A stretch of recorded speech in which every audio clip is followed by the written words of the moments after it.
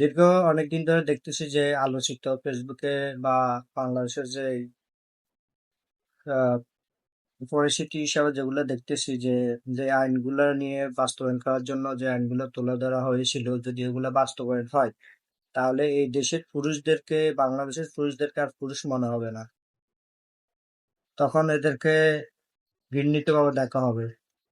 কেননা যারা এই সব বিষয় নিয়ে এসব কথা নিয়ে যারা আলোচনা করতেছেন এমনকি আইন পাশ করতে চাচ্ছেন, তারা আসলে সবচেয়ে নিচু তরের মানুষ এবং কি তারা আমার জানা সত্ত্বে শাহবাগী হবে। কেননা শাহবাগীরা সবসময় চায় তাদের স্বাধীনতা। এটা আসলে একজন প্রকৃত নারীর জন্য এটা স্বাধীনতা হয় না কখনো, এটা স্বাধীনতার কোনো ভিতরে আসে না।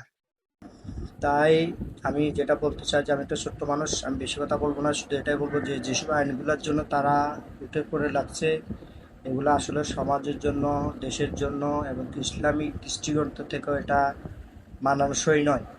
কেননা একজন স্বামী স্ত্রী যদি তারা বিবাহ করার পরে তারা কিন্তু একসাথে থাকবে এবং কি তারা তাদের আদান প্রদান, তাদের মনের আশা বা মনের যে আকুতি যা মনের যে আবেগগুলো তারা আদান প্রদান করবে। তো সেখানে যদি এটা দর্শন হয়ে যায়, আর দর্শন যদিও হয় তাহলে সাক্ষী লাগবে। তো সাক্ষী লাগলে তো ওই যে নারীকে দর্শন করছে সাক্ষীগুলো কোথায় থেকে আনবে?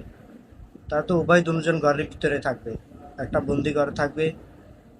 এটা সে এক। দ্বিতীয়ত এসেছে যেমন যে আপনার যারা প্রস্টিটিউট তাদেরকে পারিশ্রমিক দেওয়ার কথা বলতেছে, তো তারাও কি পরিশ্রম করেছে তাদের পারিশ্রমিক দিতে হবে। যে এটা আসলে ইসলামিক দৃষ্টিকোণ থেকে এটা খুব ন্যাক্কারজনক এসব বিষয়।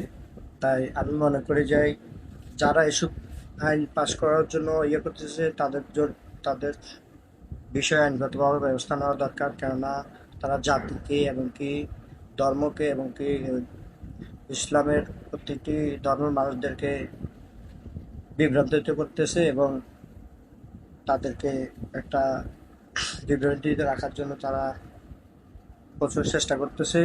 এসব বিষয় নিয়ে আলোচনা না করে আইনগতভাবে তাদের ব্যবস্থা নেওয়া দরকার। কেননা একটা মুসলিম দেশে এসব বিষয় নিয়ে কথা বলতে হলে তার এখানে ধর্মীয় গ্রন্থ থেকে, প্রত্যেকটা ধর্মীয় গ্রন্থ থেকে এটা নিয়ে বসে আলোচনা করাটা সবচেয়ে গুরুত্বপূর্ণ। এটা নিয়ে আগে কথা বলা দরকার ছিল। আর এটাকে তো হাইলাইট না করে এটাকে সমাধান করাটাই ভালো। কেননা আমাদের দেশের যে পরিস্থিতি, সে পরিস্থিতি অনুযায়ী একজন সাধারণ পরিবারে এই পরিস্থিতিগুলো যদি যায় তাহলে তাদের সমস্যা হবে। তাই আশা করি যারা জ্ঞানী লোক আছেন, যারা এসব বিষয়ে আছেন, তারা অবশ্যই এটাকে